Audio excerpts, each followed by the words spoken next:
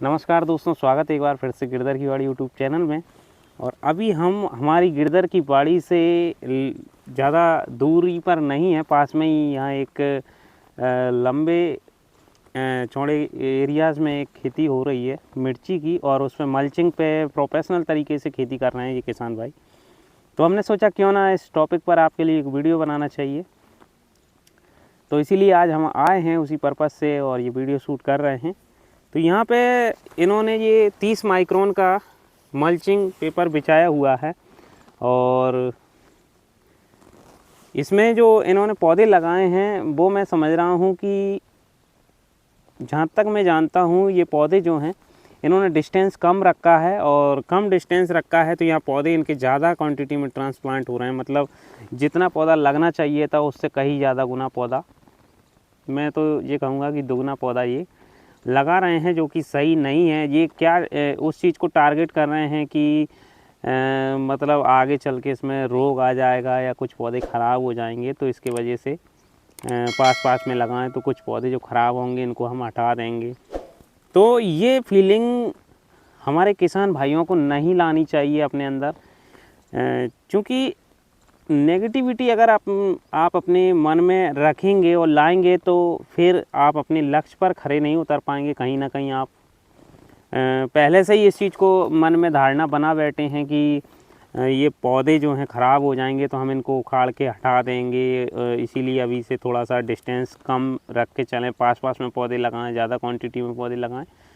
तो ऐसा नहीं सोचना चाहिए और ना ही करना चाहिए, क्योंकि अगर आप इतने अच्छे प्रोफेशनल तरीके से खेती कर रहे हैं तो मैं समझता हूँ कि आपको पूरा विश्वास रखना चाहिए अपने मन में, और पूरी जानकारी आपको अगर नहीं है तो किसी एक्सपर्ट की राय लेनी चाहिए, गूगल या यूट्यूब पर सर्च करनी चाहिए, कहीं से भी आपको पूरा नॉलेज गहन अध्ययन करना चाहिए इस चीज़ के बारे में, और फिर उसके साथ एक विश्वास के साथ एक पॉजिटिविटी अपने दिमाग में हमेशा रखनी चाहिए, और एक पूरा अटूट विश्वास होना चाहिए दिमाग में मन में कि हम इस पर खरे उतरेंगे और उसके हिसाब से काम करना चाहिए। ऐसा नहीं सोचें और ना ही इस तरीके से करें कि आगे चल के पौधे कुछ ख़राब होंगे तो हम इनको अभी से थोड़ा सा कम डिस्टेंस के साथ लगाएं, तो बाद में कुछ जो पौधे ख़राब होंगे तो उनको हम उखाड़ के फेंक देंगे, और एक फिर बाद में ये सही डिस्टेंस के साथ व्यवस्थित रहेंगे।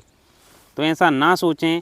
आपने मल्चिंग लगाया है, ड्रिप लगाया है, बेड बनाया है, और इसके साथ साथ आपने अच्छी वैरायटी का चयन किया है। पौधे पूरी तरह अभी तक ट्रांसप्लांटिंग से पहले आपने स्वस्थ रखे हैं, पूरी देख रेख की है, और उसके बाद ट्रांसप्लांट कर रहे हैं, तो आगे भी अच्छी देख रेख करेंगे और उसी विश्वास के साथ करेंगे कि हमको एक लंबे समय तक इनको स्वस्थ बनाए रखना है, और आखिरी से आखिरी तक हमको एक अच्छे उत्पादन के साथ इनकी मतलब देख रेख करना है, अच्छा उत्पादन लेना है। तो ये सारी चीज़ें आपको अपने मन में और दिमाग में रखना चाहिए और विश्वास के साथ काम करना चाहिए। तो ये थोड़ा सा ठीक नहीं है। और भी अगर आप ओपन फील्ड में भी कर रहे हैं, बिना मल्चिंग के कर रहे हैं, साधारण तरीके से ओनली नॉर्मल बेड बना करके बिना मल्चिंग और बिना ड्रिप के कर रहे हैं, तो भी आपको ज़्यादा क्वांटिटी में पौधे की रुपाई नहीं करनी चाहिए। डिस्टेंस जो लीगल होना चाहिए वही होना चाहिए।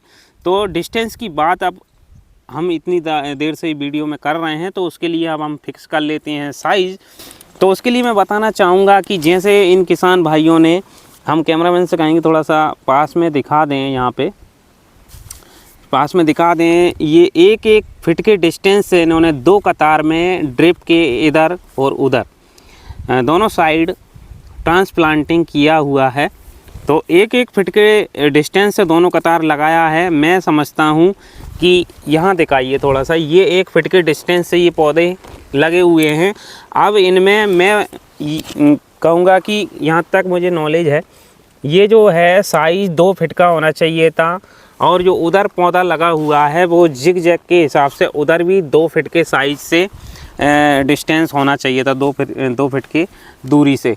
तो ये जिग जैग में आपका इधर से उधर का जो डिस्टेंस रहेगा ऐसे में वो लगभग 1.5 फीट का हो जाता, और पौधे से पौधे का जो कतार में डिस्टेंस है वो 2 फीट का रहता। तो इसमें आधा पौधा लगने वाला था और एक सही साइज के सही दूरी के हिसाब से ट्रांसप्लांटिंग बढ़िया व्यवस्थित आपका हो जाता।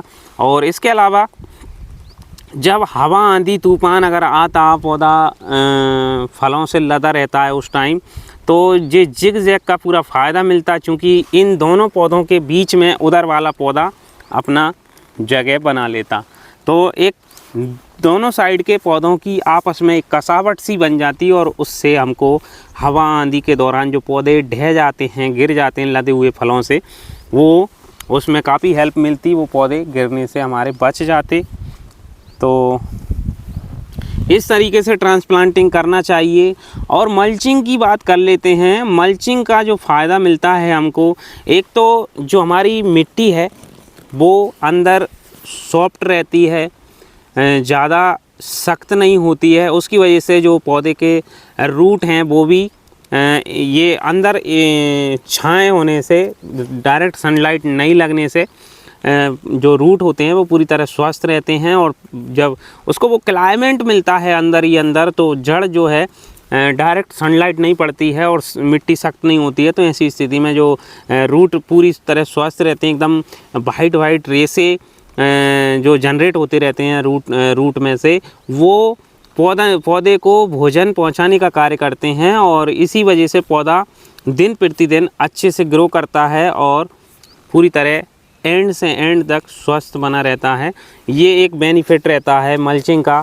दूसरा मल्चिंग का ये बेनिफिट रहता है कि इसमें पानी की क्वांटिटी कम लगती है, चूँकि धूप नहीं लगती तो अंदर नमी पर्याप्त बनी रहती है और पानी की अधिकता भी पौधे को नहीं मिलती है। इसमें धीरे धीरे सीपेज जाता है अंदर, और सीपेज जाता है तो पौधे को लिमिटेड पानी मिलता है। इसकी वजह से फंगस, गलन, सड़न जैसी रोग नहीं आते हैं। दूसरा मल्चिंग का एक और फ़ायदा मैं आपको बताना चाहूँगा। सभी किसान भाई हमारे जानते हैं, कोई भी अगर किसी से भी पूछो तो वो यही कहेगा कि ये मल्चिंग लगाने से इसमें खरपतवार नहीं उगते हैं। एक ये भी बहुत बढ़िया बेनिफिट है।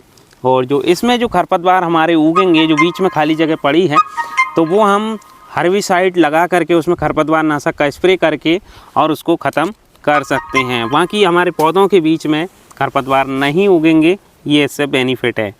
और इससे जब पौधा स्वस्थ रहता है, पौधे के रूट स्वस्थ रहते हैं, तो ऐसी कंडीशन में पौधा जो है नॉर्मल जो हम खेती करते हैं विदाउट मल्चिंग के, उसकी अपेक्षा इसमें पैदावारी अच्छी होती है और फलों की गुणवत्ता भी अच्छी होती है। ये सारे बेनिफिट हैं। मल्चिंग लगाना चाहिए, कोई ज़्यादा कॉस्टली नहीं है।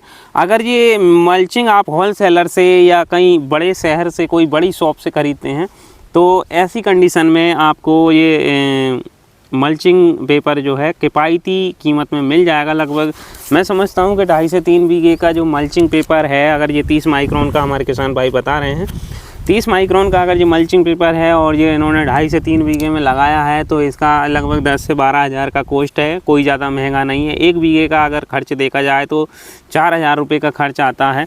3 बीघे का ये पूरा प्लॉट है और 3 बीघे में इन्होंने मल्चिंग यहाँ लगाया हुआ है। तो 3 बीघे का जो मल्चिंग है लगभग 10 से 12 हज़ार की कॉस्ट पड़ता है। और इसमें ड्रिप भी जो है ज़्यादा कॉस्टली नहीं पड़ता है। अगर आप होलसेलर से ख़रीदते हैं तो बहुत ही किफ़ायती कीमत में पड़ जाता है। तो आपको इस तरीके से खेती करना चाहिए।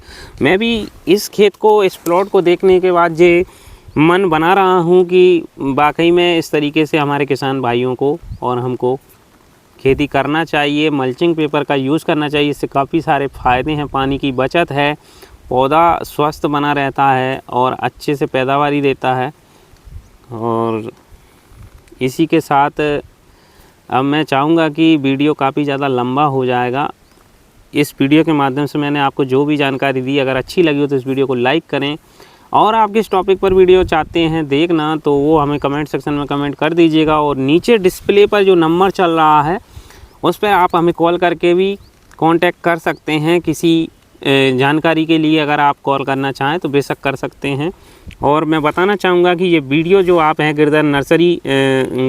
गिरधर की बाड़ी यूट्यूब चैनल पर देख रहे हैं, और अगर आप हमारे गिरधर नर्सरी से किसी भी प्रकार के प्लांट ख़रीदना चाहते हैं फ्लावर में, तो हमें कॉल कर सकते हैं स्क्रीन पर दिए गए नंबर पर। एक बार सेवा का अवसर अवश्य दें, एक बार कॉल करके हमसे रेट के बारे में डिस्कस जरूर करें। दोस्तों हम मिलेंगे आपको किसी नेक्स्ट वीडियो में नेक्स्ट जानकारी के साथ।